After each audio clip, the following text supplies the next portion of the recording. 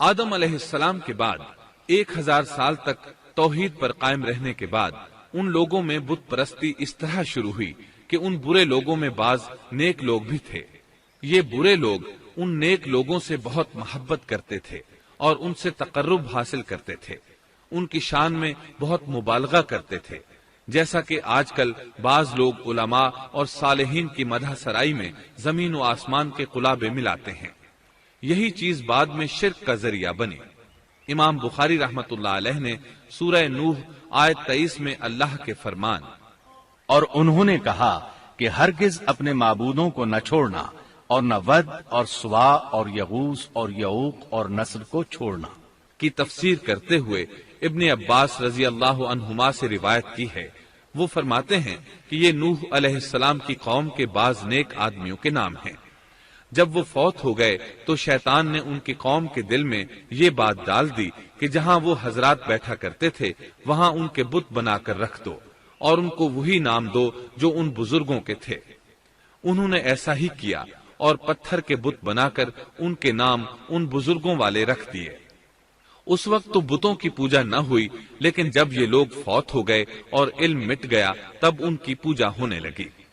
ابن عباس رضی اللہ عنہما فرماتے ہیں نوح علیہ السلام کی قوم کے یہی بت بعد میں عرب میں پوجے گئے اور اللہ تعالی کے فرمان کا یہی مطلب ہے، یعنی ان نیک بزرگوں کے بت بنا لیے گئے اور آہستہ آہستہ ان کی پوجا شروع کر دی گئی، اور سب لوگوں نے ایک اللہ کی عبادت سے انکار کر دیا۔ نوح علیہ السلام اکیلے اس دنیا میں موحد اور توحید پرست باقی رہ گئے۔ نوح علیہ السلام کا نسب کچھ یوں ہے: نوح بن لامک بن متو شلح بن ادریس۔ اس طرح ادریس علیہ السلام ان کے پردادا ہوئے۔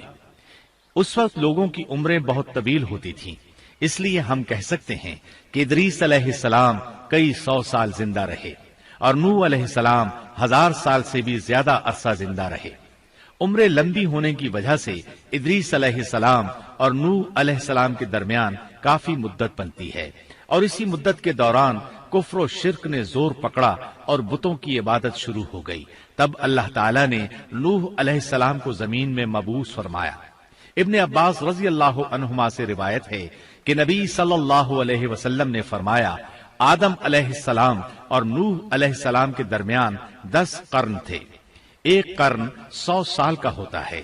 آدم علیہ السلام کے 1000 سال بعد تک لوگ توحید پر قائم رہے، پھر آہستہ آہستہ شیطان نے انہیں شرک کے راستے پر ڈال دیا، شرک عام ہو گیا، ایک اللہ کی عبادت بالکل ختم ہو کر رہ گئی۔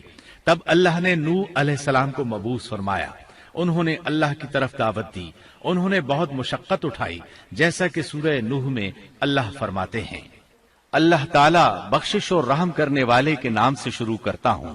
یقیناً ہم نے نوح کو ان کی قوم کی طرف بھیجا کہ اپنی قوم کو ڈراؤ اور خبردار کر دو، اس سے پہلے کہ ان کے پاس دردناک عذاب آ جائے۔ نوح نے کہا اے میری قوم، میں تمہیں صاف صاف ڈرانے والا ہوں کہ تم اللہ کی عبادت کرو اور اس سے ڈرا کرو اور میرا کہنا مانو، تو وہ تمہارے گناہ بخش دے گا اور تمہیں ایک وقت مقررہ تک چھوڑ دے گا۔ یقیناً اللہ کا وعدہ جب آ جاتا ہے تو موقوف نہیں ہوتا، کاش تمہیں سمجھ ہوتی۔ نوح علیہ السلام تبلیغ کے سلسلے میں سخت محنت کرتے، دن رات لوگوں کے گھروں اور ان کے اجتماعات میں جا جا کر انہیں دعوت دیتے۔ آپ انہیں اعلانیہ اور پوشیدہ طور پر دعوت دیتے، یہاں تک کہ دعوت دیتے دیتے انہیں 950 سال گزر گئے، لیکن سوائے چند لوگوں کے کوئی ایمان نہ لایا۔ تب انہوں نے اللہ سے دعا کی اے میرے اللہ، میں نے اپنی قوم کو دن رات تیری طرف بلایا، لیکن میرے بلانے سے یہ اور زیادہ بھاگنے لگے۔ انہوں نے اپنے کانوں میں انگلیاں ٹھونس لیں، اپنے اوپر کپڑے اوڑھ لیے اور کہنے لگے ہم تیری شکل دیکھنا نہیں چاہتے۔ میرے اللہ، یہ لوگ تیری باتیں سننا پسند نہیں کرتے۔ میں نے پھر بھی ان سے کہا اپنے مالک سے بخشش طلب کرو، وہ بڑا بخشنے والا ہے۔ اس وقت نوح علیہ السلام کی قوم میں ایک بادشاہ تھا، وہ بہت مغرور تھا۔ وہ قوم سے کہنے لگا نوح کی باتوں پر کان نہ دھرنا اور نہ اس سے بحث کرنا، یہ جو کرتا ہے اسے کرنے دو، تم اپنے بتوں کی پوجا پر ڈٹے رہو۔ چنانچہ لوگوں نے نوح علیہ السلام کی باتوں کی طرف سے کان بند کر لیے۔ اپنے بادشاہ کی بات پر عمل کرنے لگے۔ تب نوح علیہ السلام نے اللہ سے فریاد کی، اے پروردگار، یہ میرا کہنا نہیں مانتے، ان لوگوں کی سنتے ہیں جن کی اولاد اور مال نے انہیں فائدہ تو نہ دیا، الٹا نقصان پہنچایا، اور انہوں نے میرے ساتھ بڑا داؤ کیا، یعنی دوسروں کو میرے درپے کر دیا، خود بھی مجھے ستانے میں کوئی کسر نہ چھوڑی، اور آپس میں ایک دوسرے سے کہنے لگے اپنے دیوتاؤں کو نہ چھوڑنا، نہ ود اور نہ سوا اور نہ یغوث اور نہ یعوق اور نہ نصر کو چھوڑنا۔ ان لوگوں نے بہت سے لوگوں کو گمراہ کر ڈالا، اور پروردگار تو ایسا کر کہ یہ ظالم اور زیادہ گمراہ ہو۔ اس طرح نوح علیہ السلام نے 950 سال دن رات لوگوں کو اللہ کی طرف بلایا، لیکن اتنے طویل عرصہ میں صرف 80 کے قریب لوگ مسلمان ہوئے، اور ان ایمانداروں کی اکثریت فقراء، مساکین، ناتواں اور غلام قسم کے لوگوں پر مشتمل تھی، جن کی معاشرے میں کوئی حیثیت نہیں ہوتی۔ مشکل سے 10 ایماندار ایسے ہوں گے جو شرف و جاہ کے مالک ہوں گے۔ چنانچہ نوح علیہ السلام کے مغرور سرداروں نے جب اس صورتحال کو دیکھا تو اکٹھے ہو کر نوح علیہ السلام کے پاس آئے اور کہنے لگے، اے نوح، ہم چاہتے ہیں تیری باتیں سنیں اور لوگوں کو بھی تیری باتیں سننے کی ترغیب دیں اور سب تجھ پر ایمان لے آئیں، لیکن اس سے پہلے ہماری ایک شرط ہے، یہ کہ آپ کے حلقے میں جو یہ ذلیل اور حقیر لوگ آ گئے ہیں انہیں دھکے دے کر اپنے پاس سے نکال دے، اس لیے کہ ہم اپنی قوم کے سردار، چودھری اور مقام و مرتبے والے لوگ ہیں، اس لیے ہم ان فقیر لوگوں کے پاس نہیں بیٹھ سکتے، اگر آپ انہیں نکال دیتے ہیں تو ہم ایمان لے آئیں گے۔ اللہ تعالیٰ نے نوح علیہ السلام کی قوم کے ان سرداروں کی تردید سورہ ہود آیات 27 تا 31 میں کی ہے۔ اللہ تعالیٰ فرماتے ہیں، کافر سردار نوح سے کہنے لگے، ہم تو یہی دیکھتے ہیں کہ تو ہماری طرح ایک آدمی ہے، اور یہ بھی دیکھتے ہیں کہ صرف ان لوگوں نے تیری پیروی کی ہے جو ہم میں رذیل ہیں، وہ بھی اوپر کی عقل سے، اور ہم تو تمہیں کسی بات میں اپنے سے زیادہ نہیں پاتے بلکہ تمہیں جھوٹا خیال کرتے ہیں۔ نوح نے کہا، اے سردارو، بتلاؤ تو صحیح، اگر میں اپنے رب کی طرف سے جو دلیل آئی ہے اس پر قائم ہوا، اور اس نے اپنی مہربانی سے مجھے سرفراز کیا اور تم سے وہ چھپی رہی، تو کیا زبردستی میں اسے تمہارے سر منڈ دوں گا، حالانکہ تم اس سے بیزار ہو؟ میری قوم والو، میں تم سے اس پر کوئی مال نہیں مانگتا، میرا ثواب تو صرف اللہ تعالیٰ کے ہاں ہے، نہ میں ایمانداروں کو اپنے پاس سے نکال سکتا ہوں، انہیں اپنے رب سے ملنا ہے، لیکن میں دیکھتا ہوں کہ تم لوگ جہالت کی بات کر رہے ہو۔ میری قوم کے لوگوں، اگر میں ان مومنوں کو اپنے پاس سے نکال دوں تو اللہ کے مقابلے میں میری مدد کون کر سکتا ہے؟ کیا تم کچھ بھی غور و فکر نہیں کرتے؟ میں تم سے یہ نہیں کہتا کہ میرے پاس اللہ کے خزانے ہیں، اور میں غیب کا علم بھی نہیں رکھتا، نہ میں یہ کہتا ہوں کہ میں کوئی فرشتہ ہوں، نہ میرا یہ قول ہے کہ جن پر تمہاری نگاہیں ذلت سے پڑ رہی ہیں اللہ تعالیٰ انہیں کوئی نعمت دے گا ہی نہیں، ان کے دل میں جو ہے اللہ اسے بخوبی جانتا ہے، اگر میں ایسی بات کہوں تو یقیناً میرا شمار ظالموں میں سے ہوگا۔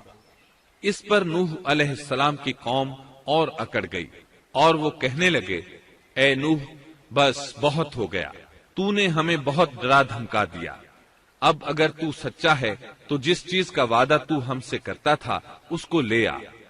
نوح علیہ السلام نے ان کی بات سن کر کہا، عذاب لانا تو اللہ کا کام ہے، اللہ کو کوئی عاجز نہیں کر سکتا، اور جب اس کا عذاب آ جائے گا تو کوئی بھاگ نہیں سکے گا۔ اس کے بعد نوح علیہ السلام کی قوم کا ان سے آمنا سامنا ہوا تو انہوں نے ان سے کہا، اے میری قوم، اگر تم پر یہ گراں گزرتا ہے کہ میں تم میں رہتا ہوں اور تمہیں اللہ کی باتیں سنا رہا ہوں، تم اس سے چڑھتے ہو اور مجھے نقصان پہنچانے کے درپے رہتے ہو، تو سنو، میں صاف کہتا ہوں، مجھے تمہارا کوئی خوف نہیں، تمہاری کوئی پرواہ نہیں، تم سے جو ہو سکے کر گزرو، میرا جو بگاڑ سکتے ہو بگاڑ لو، تم اپنے شریکوں اور جھوٹے معبودوں کو بھی بلا لو، اور مل جل کر مشورے کر کے بات کھول کر پوری قوت کے ساتھ مجھ پر حملہ کرو، تمہیں قسم ہے تم میرا جو بگاڑ سکتے ہو بگاڑ لو، اس میں کوئی کسر اٹھا نہ رکھو، مجھے بالکل مہلت نہ دو، اچانک مجھے گھیر لو، میں بالکل بے خوف ہوں، اس لیے کہ تمہارے راستے کو میں باطل جانتا ہوں، میں حق پر ہوں، حق کا ساتھی اللہ ہوتا ہے، मेरा भरोसा उसी अजीम जात पर है, मुझे उसकी कुदरत की बड़ाई मालूम है। नूह अलैहिस्सलाम ने वाज़ेह अल्फाज में अपनी कौम को चैलेंज दिया, लेकिन किसी में ताकत न हुई कि वो नूह अलैहिस्सलाम का मुकाबला कर सके। चुनाचे कहने लगे, इसे छोड़ दो, ये मजनून और बेवकूफ है, नऊज़ु बिल्लाह। बहरहाल मुआमला इसी तर्ज पर चलता रहा, यहाँ तक कि साल हर साल गुजर गए, लेकिन कोई मुसलमान न हुआ। फिर पहाड़ पर रहने वाले लोग रोज बरोज बुराई में तरक्की करते चले गए, और जो लोग शुरू में ईमान लाए थे उनके अलावा और कोई शख्स ईमान न लाया। नूह अलैहिस्सलाम उन्हें मुसलसल दावत देते रहे, मगर बेअसर। यहाँ तक कि अल्लाह ताला ने नूह अलैहिस्सलाम की तरफ वही की कि अब कोई शख्स ईमान नहीं लाएगा। अल्लाह ताला सूरह हूद में फरमाते हैं, नूह की तरफ वही की गई कि आपकी कौम में से जो ईमान ला चुके हैं उनके सिवा और कोई अब ईमान नहीं लाएगा, बस आप उनके कामों पर गमगीन न हो। मतलब ये था कि आप गम न करें, अल्लाह का हुक्म अब पूरा होने वाला है।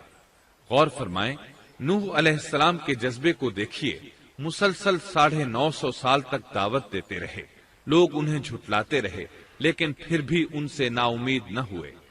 अब जबकि अल्लाह की तरफ से वही आ गई कि उनमें से और कोई ईमान नहीं लाएगा और किसी में ताकत नहीं कि उन्हें हिदायत अता फरमाए, तो नूह अलैहिस्सलाम नाउमीद हो गए और उन्होंने अपनी कौम पर बद्दुआ की।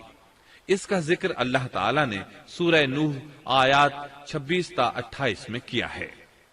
नूह ने कहा, ऐ मेरे परवरदिगार, तू रूए जमीन पर किसी काफिर को रहने सहने वाला न छोड़। अगर तू इन्हें छोड़ेगा तो ये यकीनन तेरे और बंदों को भी गुमराह कर देंगे, और इनके यहाँ जो औलाद होगी वो भी बदकार नाशुक्रे होंगे। ऐ मेरे परवरदिगार, तू मुझे और मेरे माँ बाप को और जो भी ईमानदार होकर मेरे घर आए और तमाम मोमिन मर्दों और औरतों को बख्श दे, और काफिरों को सिवाय हलाकत के और कुछ न दे। अल्लाह ताला फरमाते हैं कि जब नूह अलैहिस्सलाम ने हमें मदद के लिए पुकारा तो फिर हमने उसकी मदद की और उसे एक बड़ी कश्ती बनाने की वही की। लेकिन नूह अलैहिस्सलाम नहीं जानते थे कि वो इतनी बड़ी कश्ती कैसे बनाए, और न ही वो बढ़ई थे कि इस काम से वाकिफ होते। इसलिए अल्लाह ताला ने उनकी तरफ ये वही की कि हमारी आंखों के सामने और हमारी वही के मुताबिक एक कश्ती तैयार करो। अल्लाह ने वही के जरिए उनकी रहनुमाई की कि वो इस तरह करें, और मजीद तालीम के लिए जिब्राईल अलैहिस्सलाम को भेज दिया। वो उन्हें बतलाते गए कि इस तरह कश्ती तैयार करो। नूह अलैहिस्सलाम एक पहाड़ पर रहते थे, उनके इर्द गिर्द दरख्त नहीं थे, न पानी था। चुनाचे उन्होंने बहुत से दरख्त उगाए, फिर उनको काटा और पहाड़ पर बैठकर कश्ती तैयार करते रहे। आप बड़े बड़े तख्ते बनाते और लोहा लाते और उनसे कील तैयार करते, फिर उन कीलों को तख्तों में ठोकते, आपस में उन तख्तों को मिलाते, यहाँ तक कि एक बहुत बड़ी मजबूत और देव हैकल कश्ती तैयार हो गई। एक रिवायत के मुताबिक नूह अलैहिस्सलाम ने उसको 100 साल में तैयार किया। ये थी वो कश्ती जिसे नूह अलैहिस्सलाम ने अल्लाह की हिदायत के मुताबिक तैयार किया था। सूरतुल कमर आयत 13 में इरशाद होता है, और हमने नूह को उस कश्ती में सवार किया जो तख्तों और कीलों से बनी हुई थी। नूह अलैहिस्सलाम ने दावत का काम छोड़ दिया और कश्ती बनाने लगे। वो लोग जब उन्हें कश्ती बनाते देखते तो उनका मजाक उड़ाते, कहते, नूह पहले तो तू नबी था, अब बढ़ई बन गया। मजीद कहते, ये कैसा मजनून है कि पहाड़ पर कश्ती बना रहा है। ताज्जुब है इस पर। अल्लाह ने उन काफिरों के मजाक का जिक्र सूरह हूद आयात 38 और 39 में किया है। नूह कश्ती बनाने लगे, उसकी कौम की जो जमात उसके पास से गुजरती वो उसका मजाक उड़ाती। वो कहते, अगर तुम हमारा मजाक उड़ाते हो तो हम भी तुम पर एक दिन हंसेंगे जैसे तुम मस्खरापन कर रहे हो। तुम्हें बहुत जल्द मालूम हो जाएगा कि किस पर अजाब आता है, जो उसे रुस्वा करे और उस पर हमेशा का अजाब उतर आए। इस कश्ती का हुलिया इब्ने अब्बास रजी अल्लाह अन्हुमा से एक रिवायत में यूं आया है। वो बयान करते हैं कि नूह अलैहिस्सलाम ने पहाड़ पर एक कश्ती तैयार की और उसे तारकोल से लथपथ किया। उसी वक्त से तारकोल का ज़ुहूर हुआ। इस कश्ती का तूल 300 गज, ऊंचाई 30 गज और अर्ज 50 गज था। एक अंदाजे के मुताबिक اس کا طول 1 کلومیٹر سے زیادہ تھا اور اس کی بلندی اور گہرائی کے بارے میں کہا گیا ہے کہ 30 ہاتھ تھی، اور یہ کشتی عام کشتیوں کی طرح اوپر سے کھلی ہوئی نہیں تھی، بلکہ جس طرح اس کو نیچے سے بند کیا گیا تھا اسی طرح اوپر سے بھی بند کیا گیا تھا، تاکہ اوپر سے جو بارش برسے وہ انہیں نقصان نہ دے، اور جس طرح نیچے والے غرق ہونے سے محفوظ رہیں اسی طرح اوپر والے بھی محفوظ رہیں۔ گویا وہ ایک گیند کی مانند تھی۔ اس میں الگ الگ 3 درجے بنائے گئے تھے، ہر درجے میں ایک دروازہ تھا، اور یہ 3 دروازے اس طرح تھے کہ ہر دروازے کے اوپر ایک دروازہ تھا۔ یہ اس کشتی کا حلیہ تھا جس کے راوی ابن عباس رضی اللہ عنہما ہیں۔ یہ کشتی آج بھی موجود ہے۔ اللہ تعالیٰ نے اس کشتی کو بطور عبرت اور نشانی کے باقی رکھا ہے، جیسا کہ اللہ تعالیٰ فرماتے ہیں، اور بے شک ہم نے اس واقعے کو نشانی بنا کر باقی رکھا، پس ہے کوئی نصیحت حاصل کرنے والا۔ اس صدی میں علماء کے ایک گروہ نے اس کشتی کو ترکی کے ایک پہاڑ پر پا لیا ہے۔ اب وہ 2 ٹکڑوں میں تقسیم ہو چکی ہے۔ اس کا حلیہ وہی تھا جو بیان ہوا۔ اللہ کا فرمان سچا ثابت ہو گیا کہ ہم نے اس کو نشانی بنا کر باقی رکھا ہے۔ اس کے بعد طوفان آیا۔ اللہ تعالیٰ نے نوح علیہ السلام کو اس طوفان کے ظہور کی ایک نشانی اور علامت بتلائی تھی۔ نوح علیہ السلام کے گھر میں ایک تنور تھا۔ اللہ نے فرمایا، جب یہ تنور جوش مارنے لگے اور پانی اس سے ابلنے لگے تو سمجھ لینا اللہ کا وعدہ آ گیا۔ چنانچہ اس وقت مومنوں کو اور اپنے اہل و عیال کو اور زمین پر بسنے والے تمام جانوروں کا جوڑا جوڑا اس کشتی میں سوار کر لینا۔ تنور سے کیا مراد ہے، اس کے متعلق مفسرین میں اختلاف ہے۔ بعض کہتے ہیں کہ اس سے مراد ایک چشمہ ہے جو زمین سے نکلتا ہے، لیکن راجح روایات کے مطابق اس سے مراد معروف تنور ہے جس میں آگ جلا کر روٹیاں پکائی جاتی ہیں۔ یہ تنور نوح علیہ السلام کے گھر میں تھا، اور اسی کو اللہ نے طوفان کے آنے کی علامت بتایا اور فرمایا کہ جب یہ پھوٹ پڑے اس وقت ہر چیز کا جوڑا جوڑا کشتی پر سوار کر لینا۔ اللہ تعالیٰ سورہ ہود آیت 40 میں فرماتے ہیں، یہاں تک کہ جب ہمارا حکم آ پہنچا اور تنور ابلنے لگا، ہم نے کہا اس کشتی میں ہر قسم کے جوڑے دوہرے سوار کر لے، اور اپنے گھر کے لوگوں کو بھی سوائے ان کے جن پر پہلے سے بات پڑ چکی ہے، اور سب ایمان والوں کو بھی۔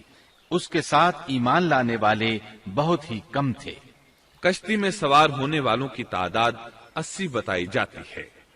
چنانچہ جب تنور جوش مارنے لگا تو نوح علیہ السلام کشتی میں سوار ہو گئے۔ کشتی ان کی بستی میں لوگوں سے دور پہاڑ پر تھی۔ اللہ کی قدرت کہ تمام قسم کے جانور بھی کشتی کے پاس آ گئے۔ نوح علیہ السلام نے انہیں بھی سوار کر لیا۔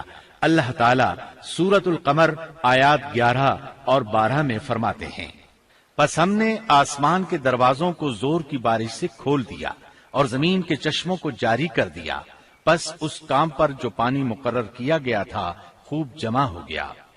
آسمان سے نازل ہونے والا اور زمین سے نکلنے والا پانی کتنا تھا اس کا اندازہ اللہ ہی کو ہے۔ بہرحال اس پانی نے زمین پر رہنے والے انسان، چوپائے، حیوانات، غرض ہر چیز کو غرق کر دیا۔ اس بارے میں اللہ فرماتے ہیں، نوح نے اپنی قوم سے تنگ آ کر ہمارے حضور دعا کی، ہم تو ہیں ہی بہترین طور پر دعاؤں کے قبول کرنے والے۔ فوراً ان کی دعا قبول کر لی اور اس تکلیف اور ایذا سے انہیں بچا لیا جو انہیں کفار سے روزمرہ پہنچ رہی تھی، اور ان کی اولاد کو ہم نے باقی رہنے والی بنا دیا، یعنی انہی کی اولاد سے پھر سے دنیا آباد ہوئی، کیونکہ صرف وہی لوگ بچے تھے جو کشتی پر سوار تھے، اور ہم نے ان کا ذکر خیر پچھلوں میں باقی رکھا۔ نوح علیہ السلام پر تمام جہانوں میں سلام ہو۔ ہم نیکی کرنے والوں کو اسی طرح بدلے دیتے ہیں، وہ ہمارے ایماندار بندوں میں سے تھا، پھر ہم نے باقی سب کو غرق کر دیا۔ اللہ مزید فرماتے ہیں، جب پانی میں طغیانی آ گئی تو اس وقت ہم نے تمہیں کشتی میں چڑھا لیا تاکہ اس کو تمہارے لیے نصیحت اور یادگار بنا دیں، تاکہ یاد رکھنے والے کان اس کو یاد رکھیں۔ یعنی پانی اتنا زیادہ ہو گیا کہ اس سے تمام شہر، بستیاں، انسان اور جانور غرق ہو گئے، یہاں تک کہ پانی بلند پہاڑوں سے بھی اونچا ہو گیا، اور اتنے بلند پانی پر یہ کشتی نوح علیہ السلام اور ان کے ساتھیوں کو اپنے دامن میں سمیٹے اللہ کے حکم سے اور اس کی حفاظت میں पहाड़ की तरह रवां दवां थी, वरना इतने तूफानी पानी में कश्ती की हैसियत ही क्या होती है। नूह अलैहिस्सलाम कश्ती में सवार हुए और उन्होंने अपने साथियों को हुक्म दिया कि वो ये दुआ पढ़ें। अल्लाह ही के नाम से इस कश्ती का चलना और ठहरना है, यकीनन मेरा पालने वाला बड़ी बख्शिश और रहम वाला है।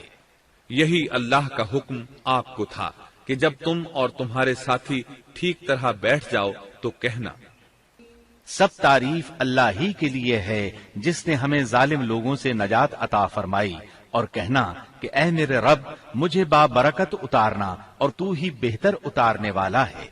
अल्लाह ताला नूह अलैहिस्सलाम को नसीहत कर रहे हैं कि अल्लाह आपको और आपके अहल को नजात अता फरमाएंगे। कश्ती में नूह अलैहिस्सलाम के काफिर बेटे के अलावा तमाम घर वाले सवार थे। आपके काफिर बेटे का नाम कनआन था। वो एक तरफ खड़ा था। नूह अलैहिस्सलाम ने उसे पुकारा, मेरे बेटे इस कश्ती में आ जा और काफिरों का साथी न बन। लेकिन उस बदबख्त ने कहा, मैं अभी किसी पहाड़ की चोटी पर पनाह ले लूंगा जो मुझे इस पानी से बचाएगी। नूह अलैहिस्सलाम ने कहा, आज अल्लाह के हुक्म से कोई बचाने वाला नहीं मगर वही जिस पर अल्लाह रहम करे। बाप और बेटे के दरमियान ये गुफ्तगू जारी थी कि एक तूफानी मौज ने उसे अपनी जद में ले लिया और उसे गर्क कर दिया। नूह अलैहिस्सलाम से अल्लाह ने वादा कर रखा था कि अल्लाह ताला उसके अहल को नजात अता फरमाएगा। चुनाचे जब आपकी आंखों के सामने आपका बेटा गर्क हो गया तो वो पुकार उठे, ऐ अल्लाह, मेरा बेटा मेरे घर वालों में से था और तूने मुझसे वादा किया था कि मेरे घर वालों को नजात अता फरमाएगा, और तू तमाम हाकिमों से बेहतर हाकिम है, लिहाजा नामुमकिन है कि तेरा वादा पूरा न हो। वाज़ेह हो कि नूह अलैहिस्सलाम का अपने बेटे के बारे में बात करना बतौर इस्तिफसार था, बतौर बहस नहीं था। आप वजाहत चाहते थे। अल्लाह ताला ने फरमाया, ए नूह, वो तेरे अहल से नहीं था क्योंकि वो काफिर था। कुफ्र नसब को खत्म कर देता है। एक मोमिन का दूसरे मोमिन से ताल्लुक एक मुसलमान भाई के काफिर भाई से ताल्लुक से ज्यादा बड़ा है, और हकीकी अखुवत वो है जिसकी बुनियाद ईमान पर हो। कुफ्र तो नसबी ताल्लुक को काट देता है। इसलिए अल्लाह ने ये नहीं फरमाया कि वो काफिर है, बल्कि ये फरमाया कि वो तेरे अहल से नहीं है। हमारे लिए भी यही हुक्म है, किसी मोमिन का काफिर के साथ रिश्ता नहीं हो सकता। इसके साथ अल्लाह ने नूह अलैहिस्सलाम को नसीहत फरमाई कि आप हरगिज वो चीज न मांगे जिसका आपको मुतलकन इल्म ही न हो, और हम आपको नसीहत करते हैं कि जाहिलों में अपना शुमार कराने से बाज रहें। जब नूह अलैहिस्सलाम ये बात जान गए कि उनका सवाल वाकई के मुताबिक नहीं था, तो फौरन उससे रुजू कर लिया और अल्लाह ताला से उसकी रहमत और मगफिरत के तालिब हुए। इस मौके पर उन्होंने दुआ की। नूह अलैहिस्सलाम ने कहा, ऐ मेरे परवरदिगार, मैं तेरी ही पनाह चाहता हूँ इस बात से कि तुझसे वो मांगू जिसका मुझे इल्म ही न हो। अगर तू मुझे न बख्शेगा और तू मुझ पर रहम नहीं करेगा तो मैं खराबी वालों में हो जाऊंगा। ये दुआ उन्होंने मांगी। अपने बेटे के मुतालिक सवाल के अलावा नूह अलैहिस्सलाम ने अल्लाह ताला की कोई नाफरमानी नहीं की और न अपने नफ्स पर किसी नाफरमानी को शुमार किया। कश्ती नूह अलैहिस्सलाम और उनके साथियों को लिए पानी की मौजों पर बुलंद हो रही थी और जमीन पर मौजूद हर चीज, इंसान, हैवानात, चौपाए, परिंदे गर्क हो चुके थे। उनमें कोई भी बाकी नहीं बचा था। अगर कोई जिंदा बचा था तो कश्ती वाले। इब्ने अब्बास रजी अल्लाह अन्हुमा से रिवायत है कि नूह अलैहिस्सलाम और उनके साथी 6 माह कश्ती में रहे, और बाज रिवायात में यह भी है कि वो मुहर्रम की 10 तारीख को कश्ती से नीचे उतरे। आखिर अल्लाह के हुक्म से तूफान रुक गया। अल्लाह ने जमीन को हुक्म दिया कि वो तमाम पानी को निगल जाए। जमीन ने सारा पानी निगल लिया। जमीन खुश्क हो गई। अल्लाह ताला सूरह हूद आयत 44 में फरमाते हैं, और फरमा दिया गया कि ए जमीन अपने पानी को निगल जा और ए आसमान बस कर थम जा। उसी वक्त पानी सुखा दिया गया और काम पूरा कर दिया गया, और कश्ती जूदी नामी पहाड़ पर जा ठहरी, और फरमा दिया गया कि जालिम लोग अल्लाह की रहमत से दूर हैं। कश्ती जूदी पहाड़ पर जाकर ठहर गई। अब उन्हें हुक्म हुआ कि सलामती के साथ कश्ती से उतर आए।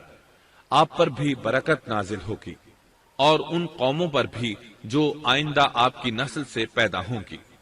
اور آپ کی نسل میں سے کچھ لوگ ایسے بھی ہوں گے جنہیں ہم فائدہ تو ضرور پہنچائیں گے، پھر انہیں ہماری طرف سے دردناک عذاب پہنچے گا۔ بہت سی روایات میں یہ بات مذکور ہے کہ نوح علیہ السلام ایک لمبی مدت یعنی 6 ماہ کشتی میں طوفان تھم جانے کا انتظار کرتے رہے۔ آپ نے طوفان کے حالات معلوم کرنے کے لیے ایک کبوتر بھیجا جو واپس آ گیا، اسے پاؤں رکھنے کو جگہ نہ ملی۔ اسے دوبارہ بھیجا گیا تو وہ پھر واپس آ گیا۔ چند دن بعد اسے پھر بھیجا گیا تو وہ اپنی چونچ میں زیتون کی ایک ٹہنی لیے ہوئے تھا۔ اس سے نوح علیہ السلام نے معلوم کر لیا کہ پانی زمین سے کچھ ہی اونچا رہ گیا ہے اور درخت وغیرہ اگ چکے ہیں۔ کچھ دن بعد اسے پھر بھیجا گیا۔ اس مرتبہ وہ واپس لوٹا تو اس کے پاؤں خاک آلود تھے۔ نوح علیہ السلام نے سمجھ لیا کہ طوفان رک گیا اور زمین خشک ہو چکی ہے۔ سیرت کی کتب میں یہ واقعہ موجود ہے۔ اسی کی بنیاد پر سیرت نگاروں کا کہنا ہے کہ کبوتر کا آنا سلامتی کی علامت تھا اور اس کی چونچ میں زیتون کی ٹہنی نوح علیہ السلام کی بادشاہت کی طرف اشارہ تھا۔ اس طرح نوح علیہ السلام زمین پر اتر آئے۔ اس وقت اولاد آدم میں سے کوئی انسان سوائے ان لوگوں کے زندہ نہیں بچا تھا۔ جزیرہ عرب، فلسطین اور ان کے ارد گرد کا علاقہ غرق ہونے سے محفوظ رہا۔ ان کے علاوہ تمام زمین غرق ہوئی تھی۔ سب کے سب طوفان کی نذر ہو گئے۔ صرف نوح علیہ السلام سے اولاد پیدا ہوئی اور زمین میں ان کی اولاد کے علاوہ اور کسی کی نسل باقی نہ رہی۔ اسی وجہ سے نوح علیہ السلام کو آدم ثانی اور ابو البشر ثانی کہا جاتا ہے، کیونکہ تمام کے تمام بشر انہی کی طرف منسوب ہیں۔ سورۃ الصافات آیات 75 تا 77 میں اسی طرف اشارہ ہے۔ اور ہمیں نوح نے پکارا تو دیکھ لو کہ ہم کیسے اچھے دعا قبول کرنے والے ہیں۔ ہم نے اسے اور اس کے فرمانبرداروں کو اس زبردست مصیبت سے بچا لیا۔ اس کی اولاد ہم نے باقی رہنے والی بنا دی۔ ایک دوسرے مقام پر اللہ تعالیٰ دیگر امم اور رسولوں کے متعلق کلام کرتے ہوئے فرماتے ہیں، اے ان لوگوں کی اولاد جنہیں ہم نے نوح کے ساتھ چڑھا لیا تھا، وہ ہمارا بڑا ہی شکر گزار بندہ تھا۔ نوح علیہ السلام کے 3 بیٹے تھے، سام، حام اور یافس۔ سام کی نسل زیادہ تر سفید رنگت کی تھی اور بہت کم لوگ ان میں سیاہ فام تھے، البتہ کچھ ان میں گندمی تھے۔ حام کی اولاد کی اکثریت سیاہ فام تھی، ان میں بہت کم لوگ سفید رنگ کے تھے، اور یافس کی اولاد سرخی مائل رنگ کی تھی۔ عرب اور بنو اسرائیل سام کی اولاد ہیں، تمام حبش حام کی اولاد ہیں، ترک اور مشرقی ایشیا کے لوگ یافس کی اولاد ہیں۔ طوفان کے بعد نوح علیہ السلام اللہ کے بندوں میں 350 سال تک زندہ رہے، اور وہ اللہ کے قول عبدن شکورن کے مصداق تھے۔ پھر نوح علیہ السلام فوت ہو گئے۔ راجح ترین روایات کے مطابق آپ مکہ میں دفن ہوئے۔ ایک دوسری روایت کے مطابق آپ لبنان میں دفن ہوئے۔